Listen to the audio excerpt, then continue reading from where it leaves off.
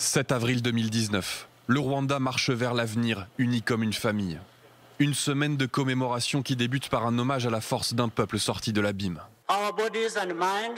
Nos corps et nos esprits portent des amputations et des cicatrices, mais aucun de nous n'est seul.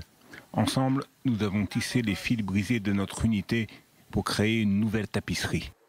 Paul Kagame ravive ensuite la flamme du souvenir dans ce mémorial de Kigali où 250 000 victimes sont enterrées. Une partie seulement des 800 000 personnes assassinées entre avril et juillet 1994.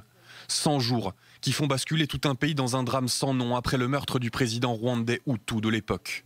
Armée rwandaise et milices font alors la chasse aux Tutsis ainsi qu'aux Hutus qui tentent de les défendre. Les images parlent d'elles-mêmes.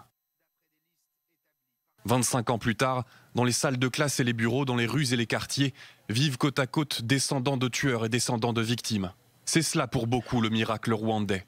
Pour d'autres, c'est encore un mirage. Mon père avait 10 femmes et 37 enfants. Ces 10 femmes sont mortes et parmi les enfants, 27 ont été tués aussi. Moi, j'ai survécu, mais je suis handicapé. À un moment donné, je me suis trouvé une femme, mais j'ai découvert que son père avait participé au massacre de ma famille. La page du génocide est refermée, mais celle du soupçon est toujours ouverte. Kigali accuse notamment la France d'avoir été complice du régime Hutu et même d'avoir pris part au massacre. À Paris, le président Macron a décidé d'ouvrir les archives militaires aux historiens, un geste qui laisse sceptiques les rescapés du génocide. Nous avons souvent été déçus, nous avons souvent été trahis. Le génocide de lui-même est le résultat d'une trahison. Donc, oui, j'ai des craintes. Je vais suivre, nous allons suivre. Des rappels douloureux à l'histoire dont les plus jeunes générations rwandaises se seraient bien passées. Pour nous qui avons grandi après les événements, on aurait tendance à penser que cela ne nous affecte pas.